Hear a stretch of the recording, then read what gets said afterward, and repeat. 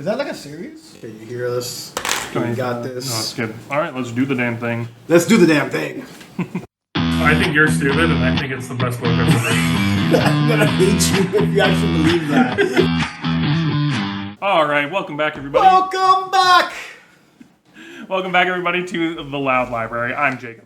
I'm Dantes. And today we are, much like our last video, we thought we would give you guys a little bit of our tastes as our kind of an intro to our channel before we kind of get into other stuff. So last video we did our top 10 science fiction fantasy books. This video we're doing kind of our top 10 everything else. Is that how you kind of made yours? Yeah, everything else pretty much. I think you did literally like anything outside of just sci-fi fantasy. Right? Yeah, pretty I much. did that too. Mine's kind of like all lit. Cool. Perfect, yeah. I have some things, like some horrors. Do I go first this time? I think I started first last time, so Yeah. let's have you go first this time with number 10! Number 10! Number 10! And again, I have no order for this. And this one I was kind of like in between like what I should put here, but I decided to go with this one anyway. Mine's probably a little more structured than my last one was. My last one I could kind of like move things around on any given day depending on how I'm feeling. This one I think I'm pretty set in what I we don't know each other's list. So. Yeah, I don't really have any specific order, but here it is, number 10. I have No Country for Old Men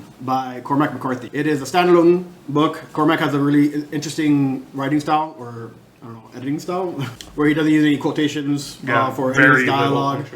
In general. He just starts talking Spanish for like an entire page and won't translate any of it.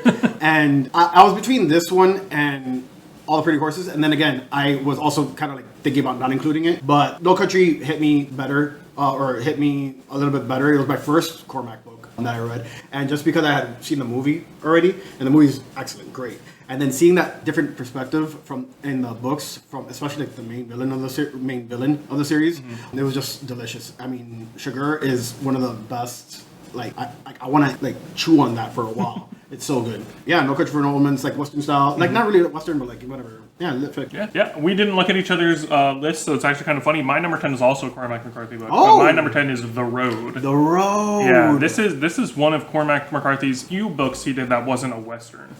This one is kind of a kind of post-apocalyptic type book. Yeah. It follows a father and his son. You never get their names. They're just kind of father and son the whole time. And it is just this very kind of intimate, kind of very close look at like them helping each other get through like a very difficult time. Yeah.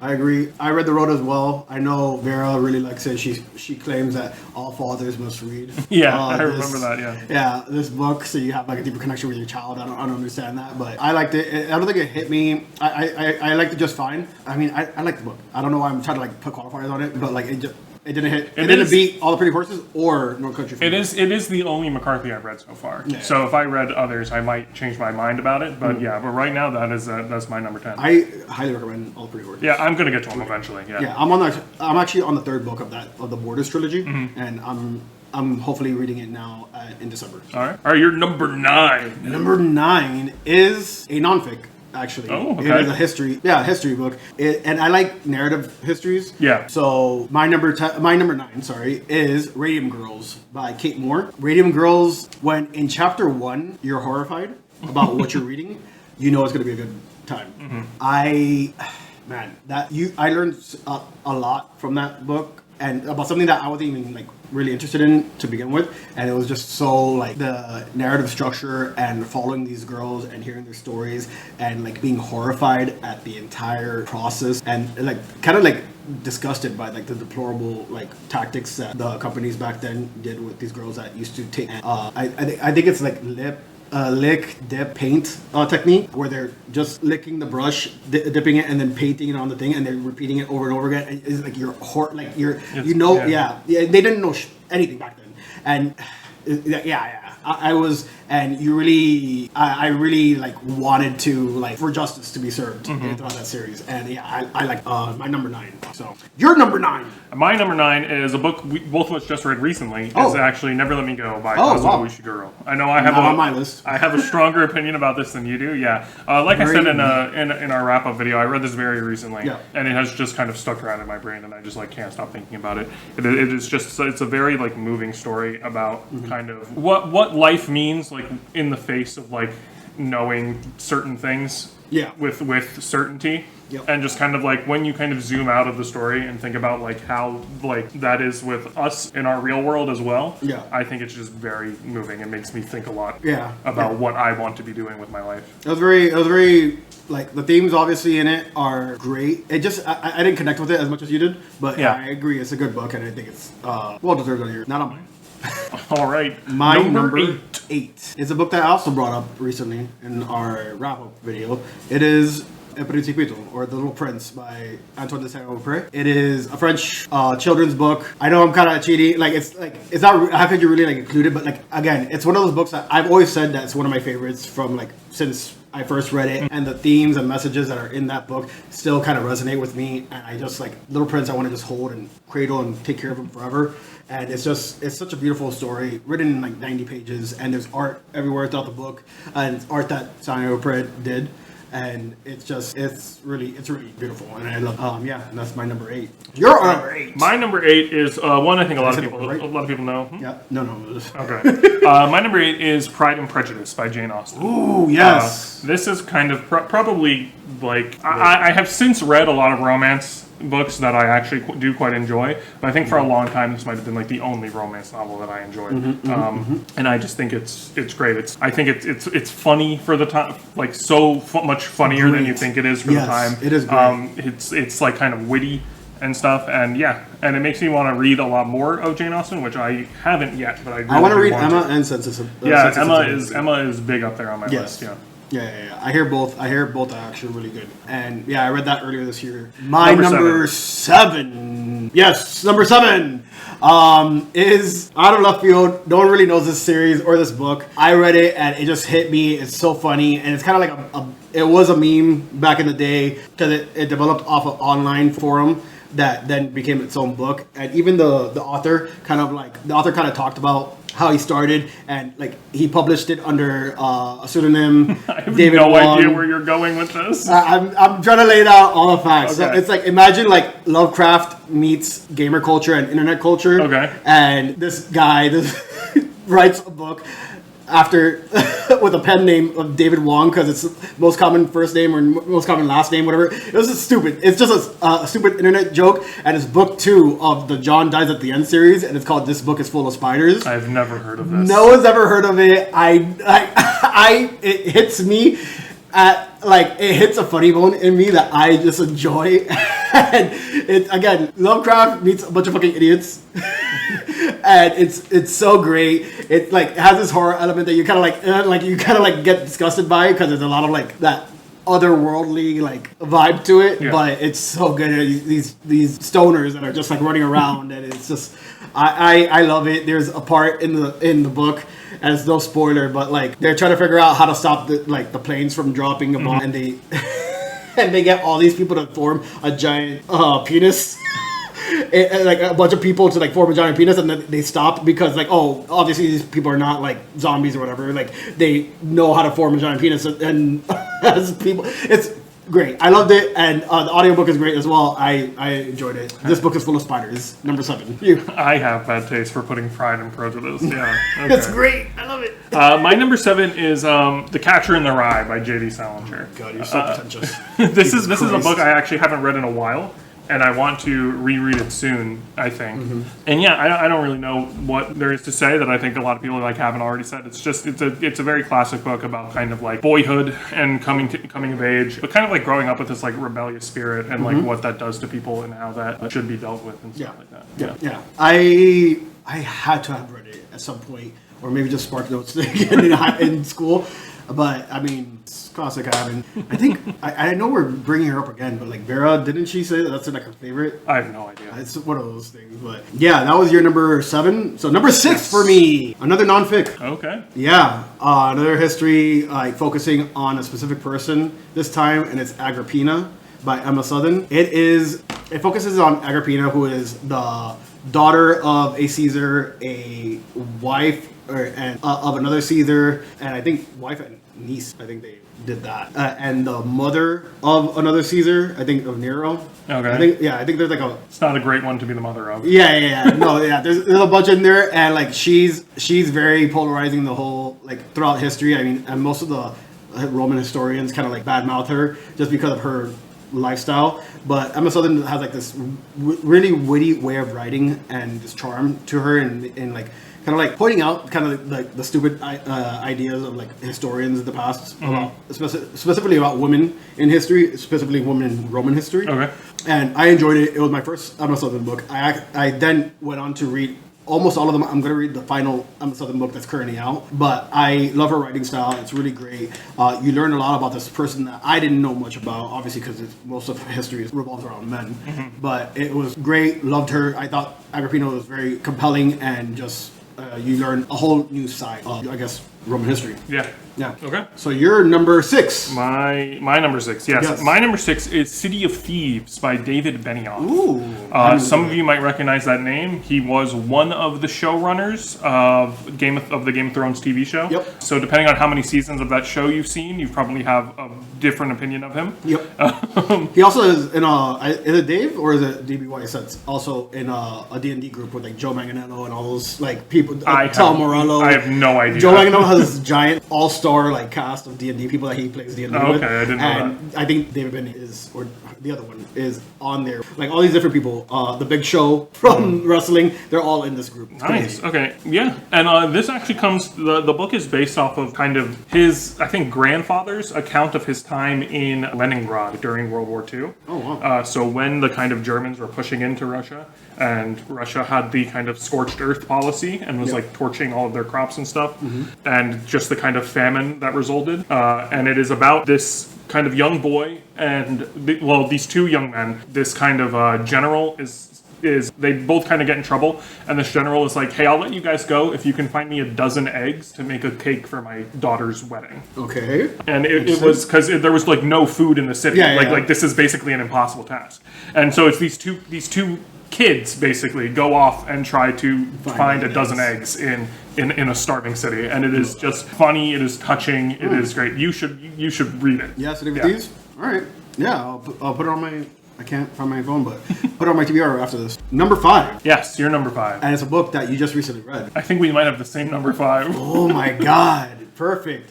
It is Stoner. Yes, yeah, we do. By John Williams. We have the same number 5. We didn't see this before, guys. Yeah, I just read this on your recommendation. Yes. It's Stoner by John Williams, and actually I bought Augustus by John Williams. One of the other ones. Yes, Augustus by John Williams, because of this book. Man, I've been into. I decided to do a year of classics, and this was, I think, the second book I read in January or in February or whatever, and it just captured me. Like every bit of Stoner, character himself, everything he goes through, like all the little.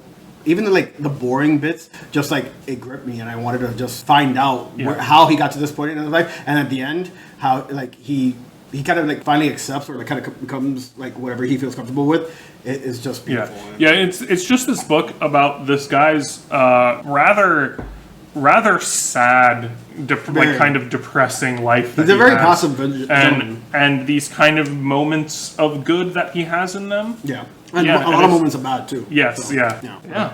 But okay, so that was kind of our dual. That was kind of a dual number 5. So what do you have for your number 4? Number 4 is another book I read this year, 11/22/63 by Stephen King. This is my first Stephen King, written recently, so it's not coke-addled King.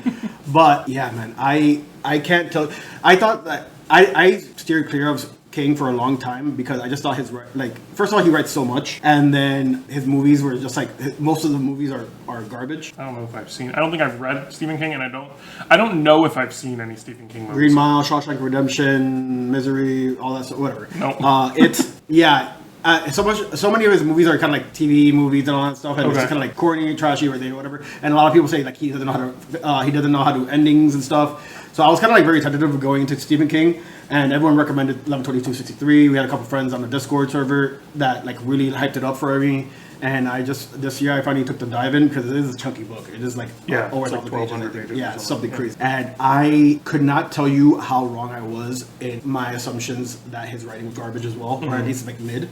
It is not. It is not like it's not overly complicated, but the way he tells the story, it just like it instantly like just jived with me, and I had a deep connection with the world. And like there's like from like the first chapter of that book, like I felt something. I felt like an attachment to this character I just met, and it was just like such a good, strong emotional attachment. And then like a couple chapters later, I had this strong visceral like, oh my god, what the hell is going on? And by the end of it, like you kind of just like, yeah, you're really tied into this character, the characters that you meet along the way, and it's just very beautiful. And it's about a man that kind of goes back, like time travels into the 59 or something, 58, 59, and then has to attempt to stop the assassination of JFK. And I loved it. The whole, like, he really takes you back into the 50s, because you start off in the 50s. I forgot what year specifically. It's like 57, 58. It's him being in the past for that long. And when he travels back to the time, like in the present time, I think it only passes like 3 minutes.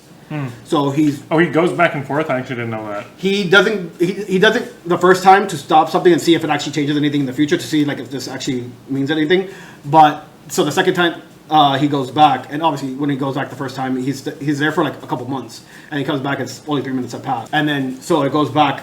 He goes back to do the damn thing. Oh, okay. And he has to stay there for years, and he gets like only some information. He kind of gets like suckered into going back, but yeah, it's really great. I love the characters. It really brings you back into that time period. Interesting. Yeah, it's been recommended to me to be my first game, really but good, it's too big. Oh my god, it's so I big. can't find it's big, but it actually reads super fast. Yeah. It is crazy how quickly I went through that book because of how easy his writing is. It's not simplistic. It's just like it's very quick to like just immerse yourself in. Mm-hmm. Yeah. Okay. That's my number 4. 4. Yep. Yes. All right, so my number 4 is a book I read a while ago, but I reread it again very recently, and it is The Grapes of Wrath by John Steinbeck. Not pretentious at all. Not pretentious at all. No. This is super classic American literature. Just the kind of what he kind of shows in like the life of the working class and just everything they were going through during the Great Migration. Yep. And what was happening with the Dust Bowl and everything. It's just so like visceral and emotional in such a great way. So it's the main character is Tom Joad.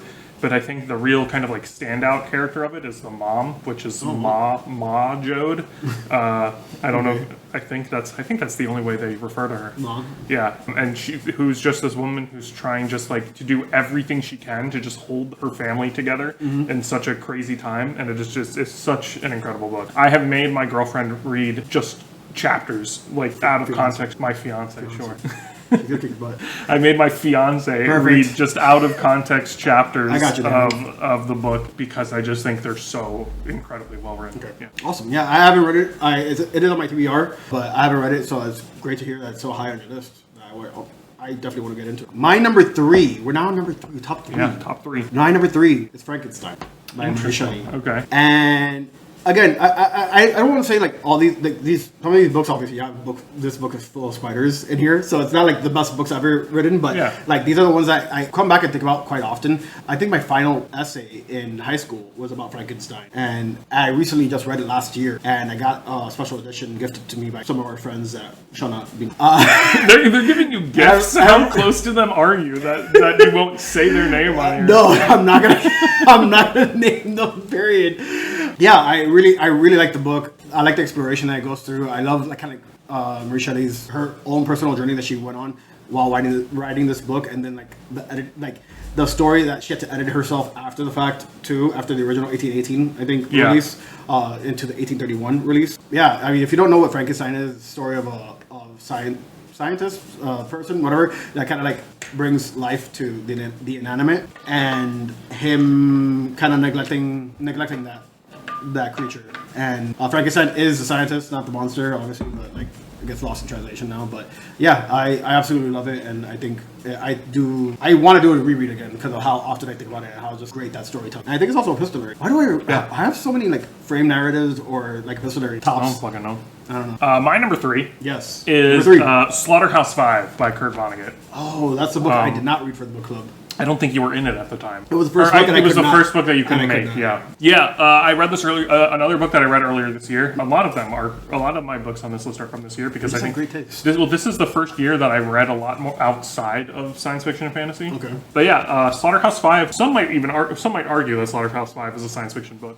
I would not. You see what I have to deal with? This is the kind of conversation we have with this guy, and it's just like it's terrible. It is just a fascinating book about it is like semi-autobiographical of Kurt Vonnegut's time as a prisoner of war in Dresden during World War II. Dresden Files? No. Okay. Dresden as in the firebombing. Oh, okay. Sorry. And just the kind of and then this kind of like battle with like kind of post-traumatic stress and stuff that is just it's very touching and it's told in like a very fun way. Basically, the main character says he is unstuck in time, meaning that he's experiencing like the present and the past and the future all at the same time. But it's more like when you read the book, you kind of see that it's like, oh no, he's not unstuck in time. He's having flashbacks.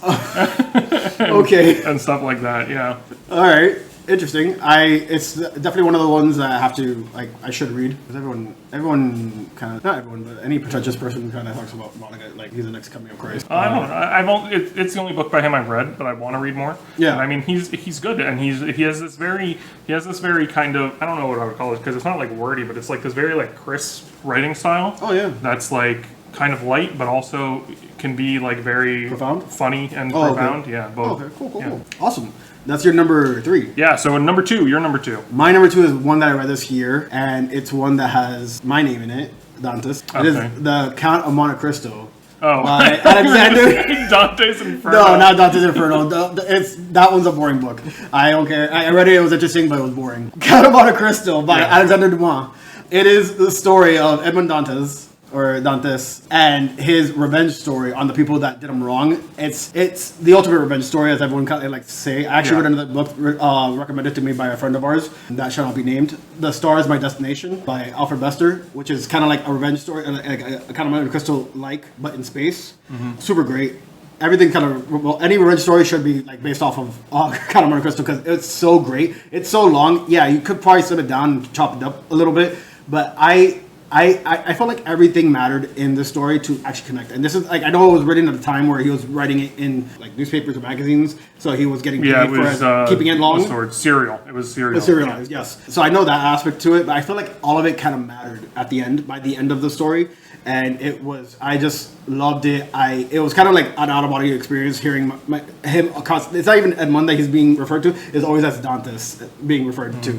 And it's great. I love the characters. I love just the whole story aspect. Yeah, maybe a little bit long, whatever, but I didn't have that issue with it. I loved it. I recommend that everyone at least reads the unabridged version once. I hear the abridged version after for rereads is fine. All right, cool. Yep. My number 2. Yes, your number 2. Is Mason and Dixon by Thomas Pynchon. I've never heard of this.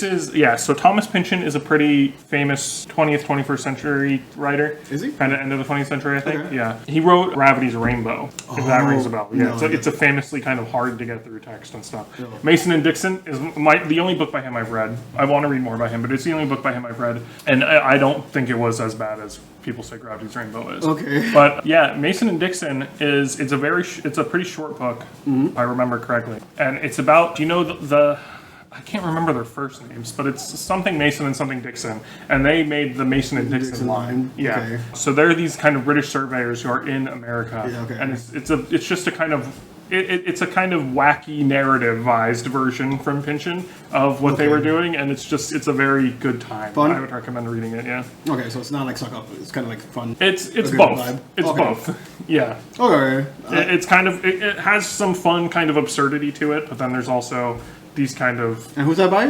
Thomas Pynchon. There's these kind of there are darker moments and kind of more poignant moments, but it's very kind of absurd at times. Interesting. Yeah, I never heard of that, so that's interesting. Maybe I'll check it out. All right, your number 1. My number 1 is Lonesome Dove. I should have seen this coming. Yeah, I'm gonna close the book, but yeah, Lonesome Dove is it's a Western told in the time where I guess there's still like exploration going on in the Midwest, historical fiction, whatever it might be. But besides this story of like these ranchers, cowboys, kind of like moving across like different states and going into kind of a part of America back then that was kind of like still unsettled. It is mostly a story about these characters, and these characters, like all of them, like you feel something every time they're on page, anytime they have to leave, and like you have strong opinions about a lot of them. I don't want to give too much because I went into this book completely blind, just everyone telling me to read it.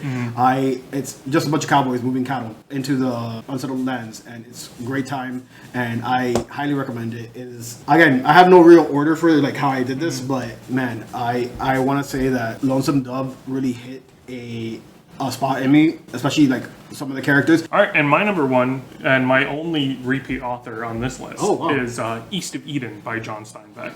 Steinbeck, just again, just an incredible writer. His prose is just incredible, incredibly beautiful and profound. And East of Eden, it has this obviously with the name, it's kind of playing on the biblical story of Eden and Cain and Abel and stuff. Okay. I don't want to give away too much, but it's just this very moving story about kind of not being defined by your past and your family and learning to move away, stuff like that. That's great. Yeah, I actually have it on my list. I actually bought it recently because I'm gonna because of your high recommendation. I'm gonna be reading it soon too. So I'm hoping that early next year I could get to it. Yeah, and everyone. Yeah, it's an incredible book, and I know it's kind of basic to say that it's your favorite book, but I'm like it well deserves it. Yeah. Awesome. Yeah, awesome. Well, that's our top 10. Everything outside of sci-fi and fantasy. Yep. Let us know in the comments below, like what you think. And just like last video, let us know who's more stupid. I don't even care who wins this time. Who's more stupid? I want to know who's more stupid here